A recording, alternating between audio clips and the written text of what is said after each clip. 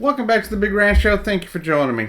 Yeah, my hair's a little windblown today, but we're just going to get right on to the story. Yesterday I was asked about my opinion and my thoughts on the trucker convoys over the COVID vaccines. Now, these have happened in a number of countries now, most notably New Zealand, America, or the US, and Canada. The person that asked me the question was from Alberta, Canada, and they were interested in what I thought. So here is my thoughts on the convoy from the beginning to where it ended to what's been going on in America. Now, here in America,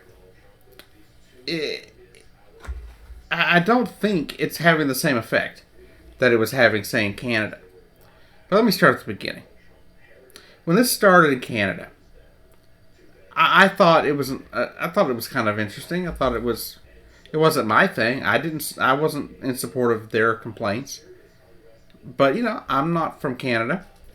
But what I saw was a group of people, initially, who just wanted to vent their frustrations, who wanted to tell the Canadian government that they were having problems with what was going on, right?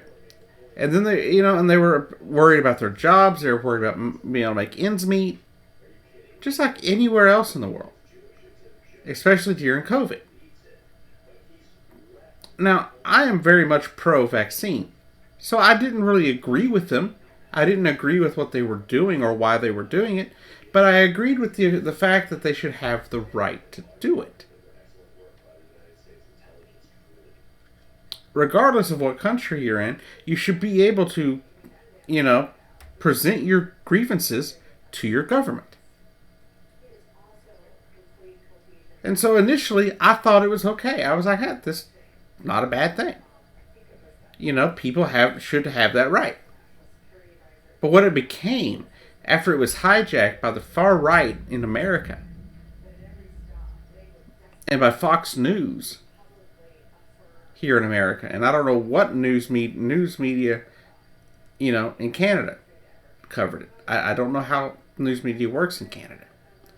But here in America, you're allowed to call yourself a news agency even though you present no news and you only present lies. We've got two of those at least that are pretty well known. OAN and Fox News. And both these jumped on it, saying that these, trying to be like people in Canada were just so oppressed. You had Candace Owens on Twitter acting like people in Canada were just so oppressed. But then they got to Ottawa. And I'm like, okay, they're in Ottawa. They'll have a protest and they'll go home, right? No.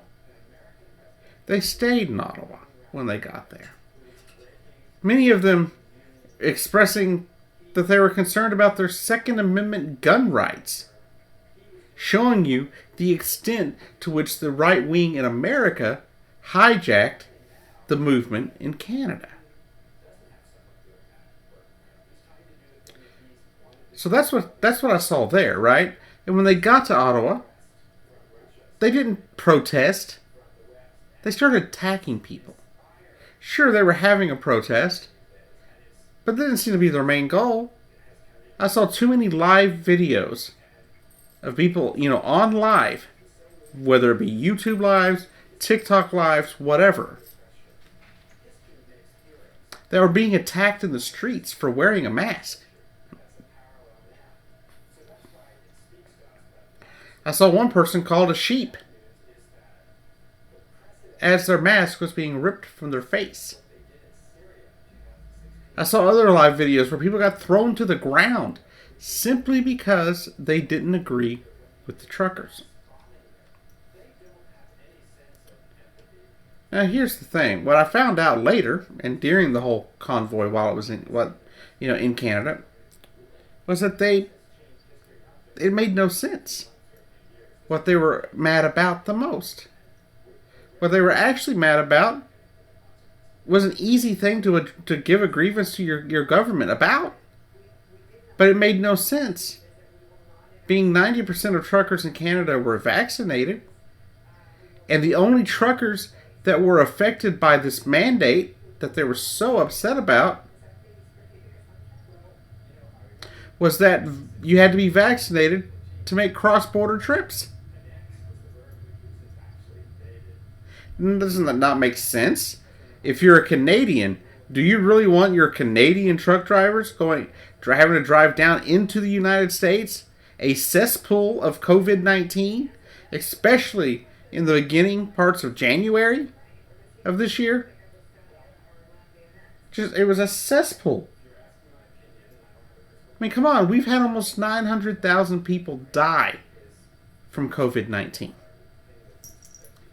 So it made sense to me that these people, the government of Canada, would want these truckers vaccinated. You would think you would want them vaccinated too, because that means they're less likely to contaminate you and give you the virus, especially coming from America. But the thing is, not only did they end up affecting themselves or anyone else, they're taking jobs of not just Canadians, but Americans. Right? They had to idle auto plants because of products that they needed to finish up building cars were trapped in Canada because these truckers decided to block the crossings into the U.S. People have been waiting for parts just so they can repair even wheelchairs because they've been trapped in Canada, some of them. So that's my thought on that, right? I believe it started out as a reasonable thing. I didn't agree with it. I think you should get vaccinated. I don't think it should have been that big of a deal. But then it was hijacked by the right wing, especially by the right wing here in the United States. Now in New Zealand, they're calling out the president of New Zealand or prime minister of New Zealand just all sorts of terrible things as if she's some vile, disgusting person. And they're doing the same thing. And you see the same complaints. You hear them talking about Second Amendment gun rights once again, which is an American Constitution thing. That shows you to the extent of how far the hijacking of this goes.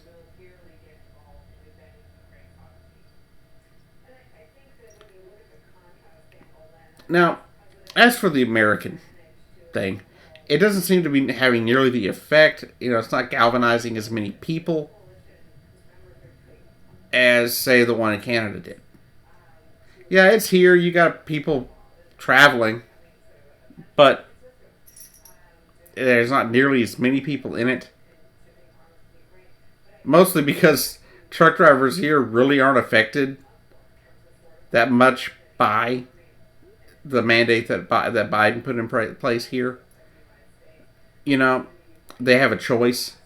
Get tested or get the vaccine, which I think should be the standard now anyway, as we're going into March of this year. It seems like that would be a reasonable thing to do.